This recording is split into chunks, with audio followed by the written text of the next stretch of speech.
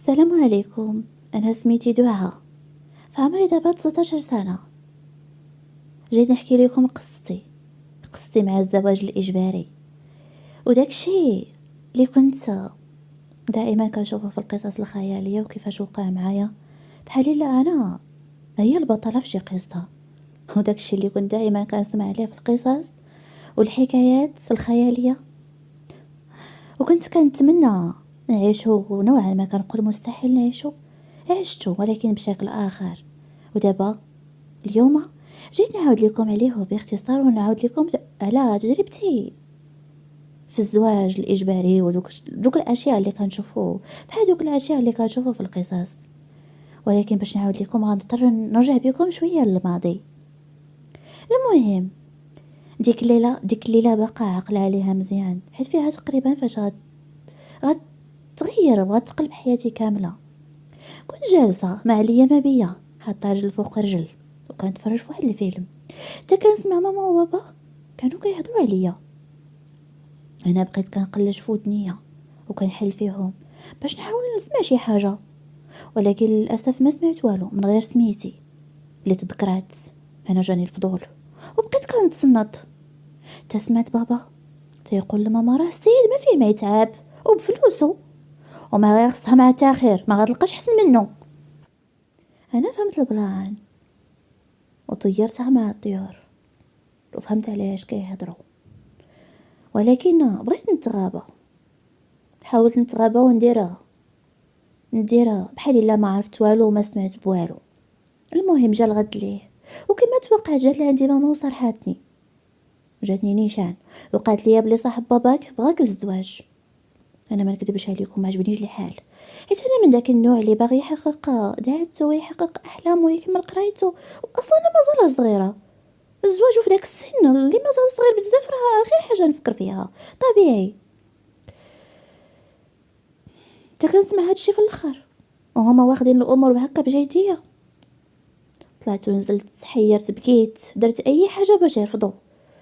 وهي تجيني من الاخر قالت لي اسمعيني مزيان، انا ما يمكنش ليا نخليك تكملي قرايتك وتمشي شي بلاصه، راه كنخاف عليك.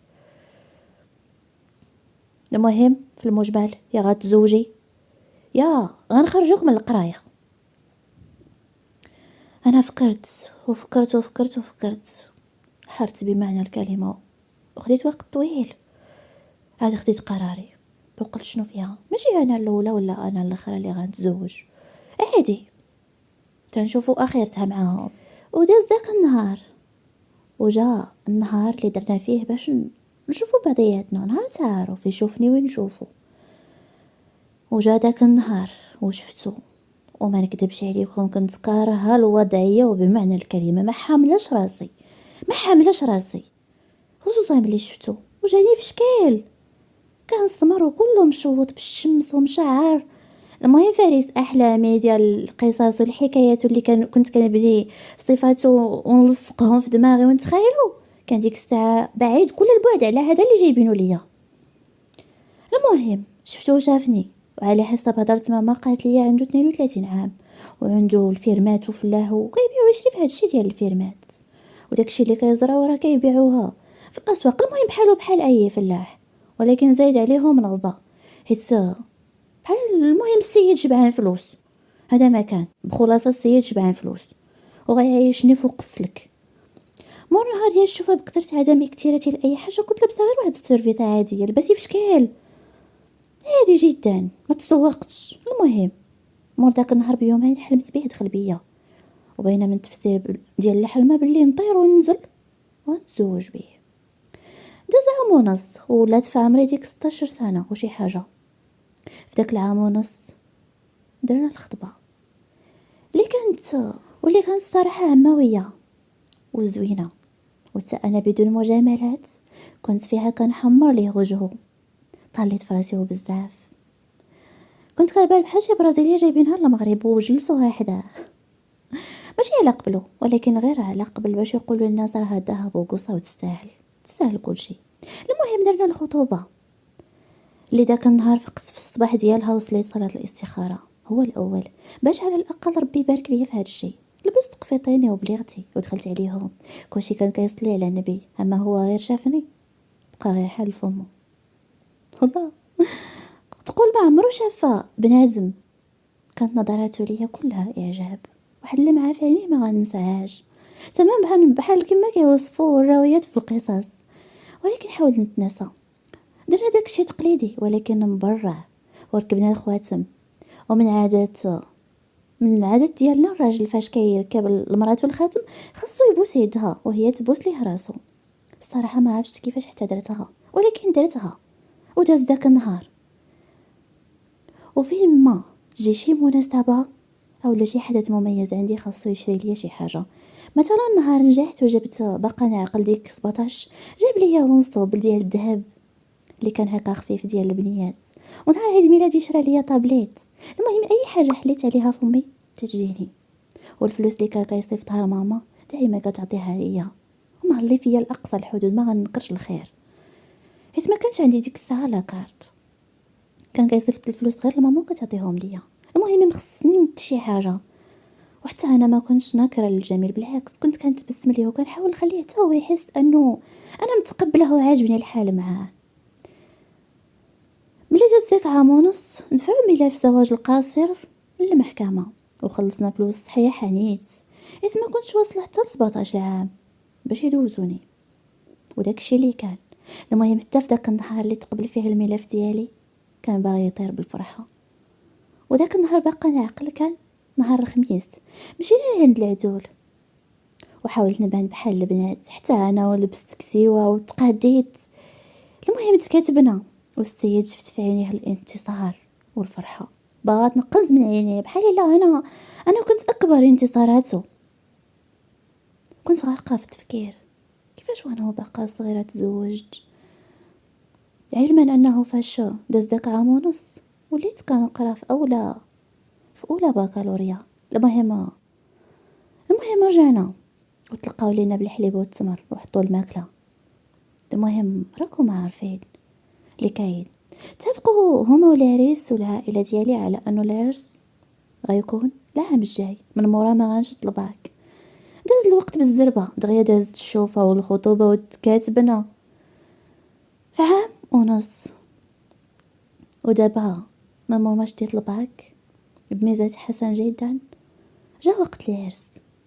والصراحه طول هاد المده وهو كان محترمني، واخا راه من حقوقه انه مثلا الا بغى يحقو ياخدو غياخدو، ولكن بقى محترمني وخلاني في الحفظ والصون، وقد جميع المستلزمات ديال العرس والتريتور ونقافه كلشي من الاول حتى الاخير. والصراحه وجد العرس مبرع وديال بصح. العرس اللي كان بالنسبه ليا بحال داكشي اللي كتفرج فيه في الانستا، داكشي زوين، كنت فرحانه فيه بزاف. ما جيت غنتزوج، ولكن ديال بصح حمر ليا وجهي والبشر فقست ليه مرارته، خصوصا صحاباتي اللي ما كانوش كيحملوني. فقستهم وشديت الباك وشديت معاه حتى الراجل، ضربنا لك حلف الابيض وجمعنا وطوينا. كلشي داز بخير وعلى خير، وحمر ليا وجهي وبمعنى الكلمه. وداز عام تقريبا على زواجنا، وانا بديت كنتقبله في حياتي، خصوصا انني بديت كنشوف الجانب الزوين منه، بحال الجسد ديالو اللي كان بحال هذوك اللي كنشوفوه في التلفازه، كانت مكحله غير الشمس. محل عقليته اول حاجه واللي هي الاهم، وكيفاش كيفكر وكيفاش حنين معايا. تقول ماشي مراته انما بنته، كيفاش كيعاملني. وزيد المهم شويه بشويه وليت كنبغيه، حيت الاهتمام راه حاجه اخرى. الاهتمام ديال الراجل راه واخا يكون قرد، واخا يكون وحش، راه الاهتمام وانت كتبغي غير الاهتمام وتكون حرير، تكون عجينه بين يديك. المهم شويه بشويه وليت كنبغيه، ودار كلشي على قبلي. خلاني كنقرا، وحاليا انا راه كنقرا في السنه الثانيه ديال القانون، وحياتي كانت مستقره. وشرا ليا دار حدا ماما باش نبقى قريبه عليها وتعاوني في الدار، في الشقه ديال الدار حيت تكون معكازه. المهم حياتي كانت مزيانه حتى لذاك النهار فاش لقى عندي فاني ديال منع الحمل. انا ما نكذبش عليكم، ما حملتش راسي، حيت في عيني شفت الحسره والحزن وحسيت به خبت امله فيا وتقلقوا بزاف. غضب، مشى سافر بحكم العمل ديالو اللي كيخليه مضطر بين حين واخر انه دائما يطلع على الفيرمات ويطمن على الخدمه ويطلع على الخدامه، راكم عارفين. مشى وداز تقريبا مده اسبوعين ما سولش فيا ولا هضر معايا ولا اتصلنا. هو اللي كل ساعه كان كيصوني ويشوف اش خاصني ويطمن عليا، كل شويه كيصوني. الصراحه بقى فيا الحال بزاف وافتقدته بزاف، اكتئبت وبكيت، ما خليت ما درت. تعاودت لماما كلشي وقلت ليها باش تصوني عليه وتقول لي راها مريضه بزاف. حيت دائما كان كيهضر مع ماما، حيت علاقتهم في شكل تحس بهم بحال الاخوت. المهم داكشي اللي كان صونات عليه ماما والسيد جا كيطير، وانا اللي تلقيت ليه في الباب عاقله مزيان على دوك اللحظات وديك الواقعه، حيت يلاه هادي شي شهرين باش وقعت. المهم اعتذرت ليه بزاف وطلبت منه السماحه وقلت ليه كان خاصني ناخذ الراي ديالك في اي حاجه. المهم اعترفت ليه. هاد المره انا بحبي ليه، حيت كتكون دائما المبادره منه، ولكن هاد المره كانت مني انا. وعبرت لي على شحال كنبغيه وبلي بصح تنادم معايا الحال وبقى فيا الحال، وديك الحاجه هي اللي ما غنبقاش نعاودها الا تشاورنا عليها بجوج. انا فرح وعجبو الحال وحيدت الفانيد، وحاليا انا حامله عندي شهر، وراجلي حبيبي كيقاد ليا الفيزا حيت باغا نموت ونمشي لليابان. واخا ما بغاش وعنده الخدمه، ولكن لحيت عليه حتى قبل، وانا دابا عايشه مع الشخص اللي رفضته في الاول.